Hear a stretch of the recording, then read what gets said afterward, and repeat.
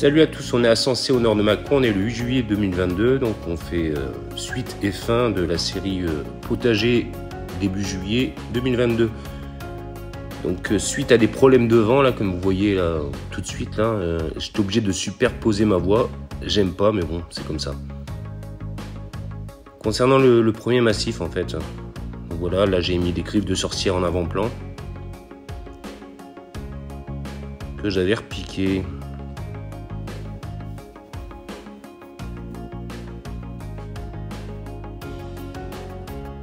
Là derrière vous avez de la sauge.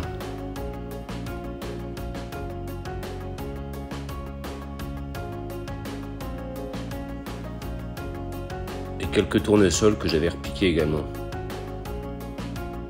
Je voulais vous parler également d'une chaîne, donc c'est Alina Lamer, L-A plus loin M-E-R, donc qui vient de créer sa chaîne, donc elle adore tout ce qui est potager, fleurs et compagnie. Donc je vous mettrai le lien dans ma description et je vous invite à aller lui rendre visite. Voilà, j'aime bien ces vidéos, c'est relaxant et elle est adorable. Merci à vous.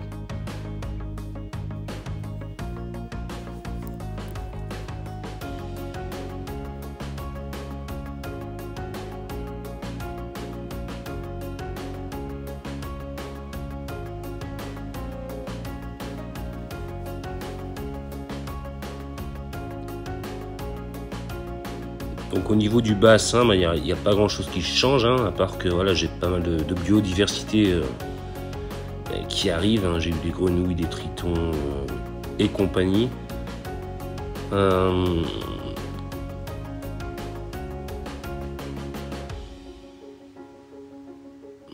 papyrus que j'avais taillé en début d'hiver, qui a bien repris, hein, que vous voyez là au milieu.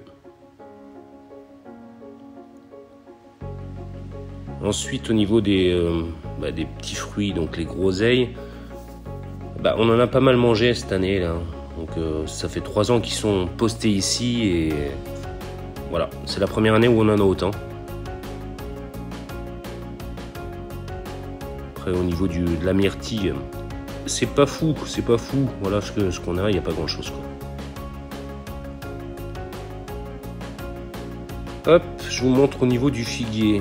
Donc lui qui est énorme, mais ce que je voulais vous montrer, là, au niveau de mon doigt, si vous voyez, c'est une courge que j'avais repiquée, qui poussait en fait derrière au niveau de ma terrasse derrière. Et voilà, donc je les ai fait grimper avec du fil de pêche. Donc 6,7 kg le fil de pêche pour voilà, pour que vous sachiez. Donc ça tient. Ça tient et ça monte.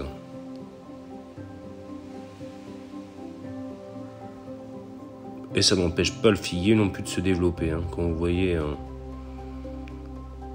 les figues qu'il y a autour, on va y arriver.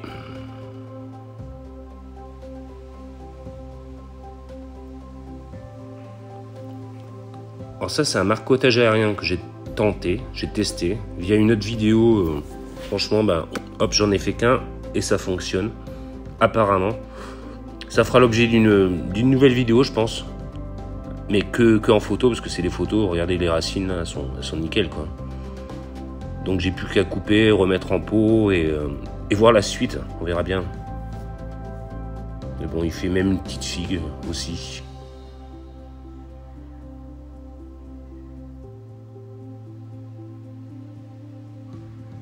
Même 3.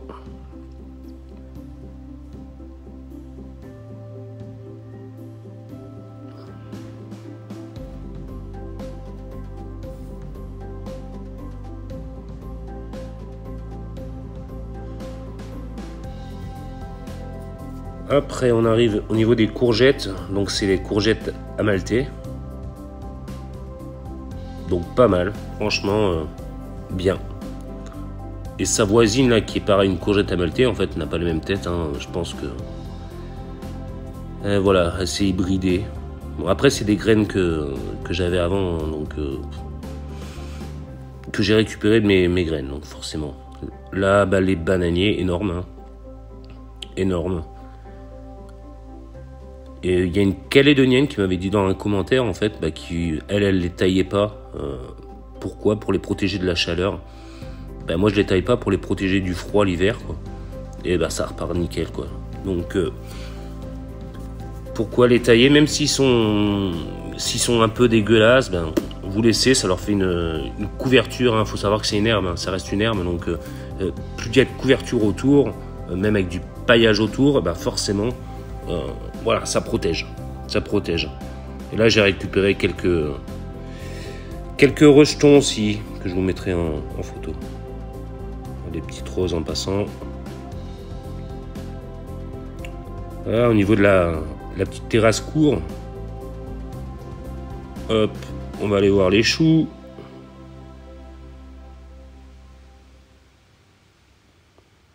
Tac, donc le chou caille vert à droite, hein, bien sûr.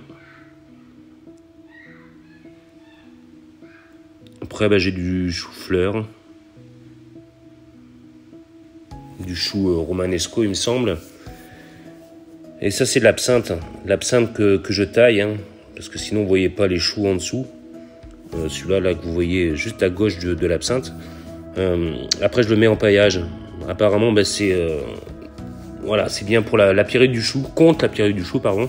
Et aussi, si vous le mettez en purin, bah, ça tue les pucerons. Donc voilà, donc c'est tout bénef. Voilà, lui au moins ça lui a libéré de l'espace un petit peu, parce que franchement, voilà, c'est un chou-fleur. On le voyait plus en fait. Et de la valériane que je laisse à côté, semi-spontanée également. Là c'est quoi? Là c'est mon Tomcat. Donc il y avait plein de fleurs, mais bon, elles sont un peu tombées avec le vent et compagnie, mais bon, ça reprend. On va le laisser comme ça, hein. Il est bien. Citronnier. Et un autre citronnier. Là, j'ai fait une petite structure, vite fait, pour les concombres marqués de terre, il me semble. Donc j'ai mis un peu de ciboulette, là. Et du persil qui a il est beaucoup plus beau en fait que celui que j'ai derrière en terrasse, donc c'est bien de diversifier les endroits, je pense. Donc là il est côté coucher du soleil, de l'autre côté il est côté lever du soleil, côté couché je pense qu'il se démerde mieux. Donc voilà, 3 bambous, c'est simple, fil de pêche, et voilà, ça monte dessus. Et là vous voyez les concombres, c'est quoi? Du marqueter il me semble, hein. Ouais, c'est ça. Semé le 12 avril.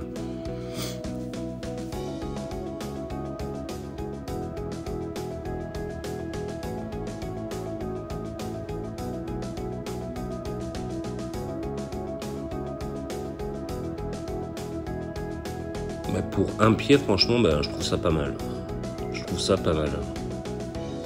J'ai mis 2 pieds, enfin, j'ai mis beaucoup de pieds, mais j'ai pas voulu en racheter parce que les autres ils sont morts. Donc voilà, fil de pêche, comme vous voyez.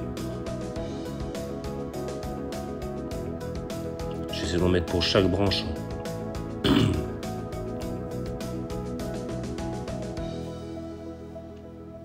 Ensuite, on va où? Bah, au niveau des courgettes. C'est courgettes italiennes, il me semble, celle-là. Et l'autre à droite, la maltais.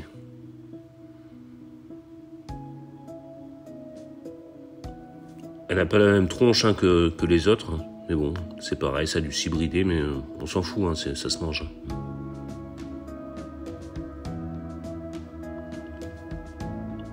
Ouais, en maltais.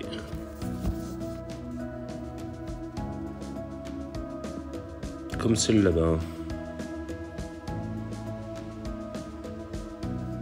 Et après, bah, toutes les courges autour.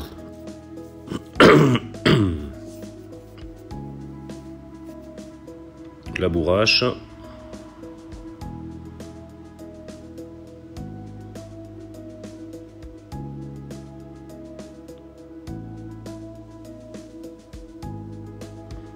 Les tournesols au niveau de mon rangement à bois. Là j'avais des cobés derrière, mais franchement pas terrible, ça pousse pas des masses. Ça pousse, mais il n'y a pas de fleurs. Là, j'avais des ficoïdes. Bah, c'est magnifique comme fleur, mais franchement, ça n'a pas duré longtemps. Je vais vous montrer une petite photo là, sur la droite, je pense, pour vous montrer un peu ce que ça représentait, quoi. Mais bon, les tournesols, bah, voilà, sont jolis, quoi.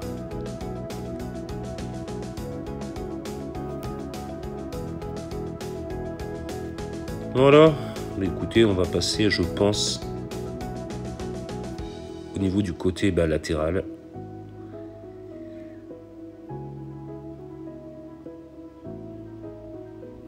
On va passer vite fait au raisin, hein, pour Geneviève, bien sûr. Pour te montrer un peu le raisin, voilà. J'ai voulu tailler, j'ai coupé une branche, c'est pas grave. C'est pas grave, ça arrive. Bon, après j'en ai un petit peu partout. Sur un seul pied, là il est vraiment beau. Donc j'ai 4 pieds, il y en a 2 qui prennent pas trop et 2 qui prennent bien. L'olivier qu'il va falloir que je taille sur la droite. Les hémérocales, c'est fini, moi la floraison elle est finie, terminée. Donc je vais tout couper pour mettre au compost, comme d'habitude, ou en paillage direct. Le buddleia que j'avais récupéré en fait dans le potager, qui est semi-spontané comme d'habitude. Voilà, donc il commence à faire des fleurs. Donc l'arbre à papillons, hein, buddleia. Et là on arrive sur le côté latéral. Donc si vous vous souvenez, à l'origine ça montait au niveau des parpaings, le bac. Voilà, comme il allait s'effondrer, j'ai tout enlevé. Et toute la terre j'ai récupéré pour mettre dans mon potager, quoi. Donc voilà, donc j'ai tout fini. J'ai tout fini. Le petit bac à compost, donc pour tout ce qui est plantes non potagères. Celui-là c'est pour le potager. Donc tout ce qui est légumes, tout est dedans. Et là c'est pour les herbes, pour tout ce qui est branches et compagnie que je peux mettre dedans. Donc voilà, je galérais à chaque fois avec ma pelle pour prendre le compost en dessous. Donc j'ai fait une petite trappe. Donc au niveau, une petite trappe là direct. Hop, c'est simple, hein. Tac, 2 petites charnières, une poignée. Et voilà, vous voyez la terre. Elle est nickel. Elle est nickel. Et après je me suis dit aussi, c'est bien de prendre par le devant, mais en fait sur le côté, en fait au fond on peut pas. Donc j'ai refait une deuxième trappe. Donc là pareil, 2 charnières, une poignée et basta. Donc moi je peux récupérer la terre en dessous.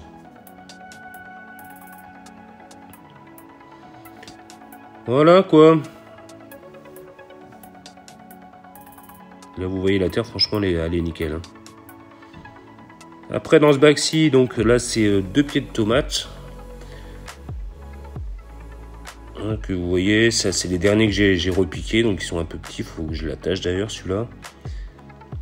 Je sais plus ce que c'est, la Brandywine il me semble, et celle au fond c'est la 100 Poudre, 100, le chiffre 100. Et un piment entier là. Ensuite on arrive aux betteraves, donc hop, côté droit, la betterave Chioggia et la betterave Crapaudine à gauche.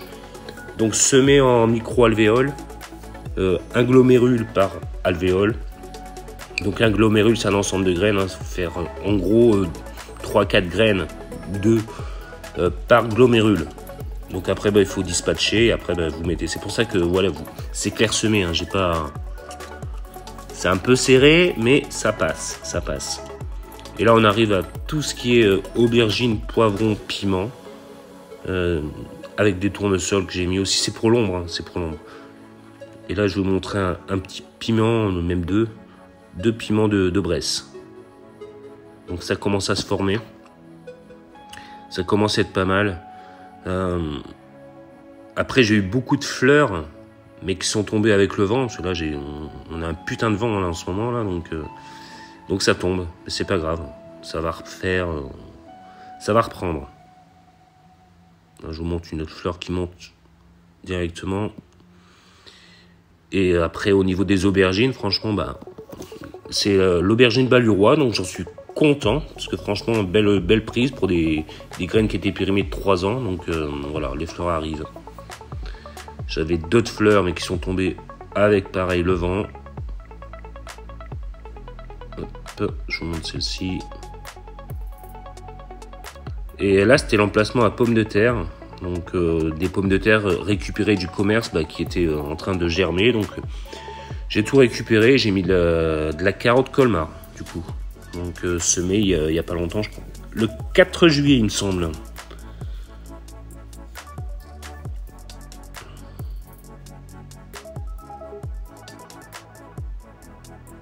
C'est ça. Et l'amande que j'ai rasée, donc qui est en train de reprendre, hein, comme quoi n'hésitez pas à tailler votre menthe. Ça repart, ça repart. Donc voilà, je vais vous faire un gros bisou, je vous dis à très bientôt et prenez soin de vous. Allez, à bientôt, bisous, ciao ciao.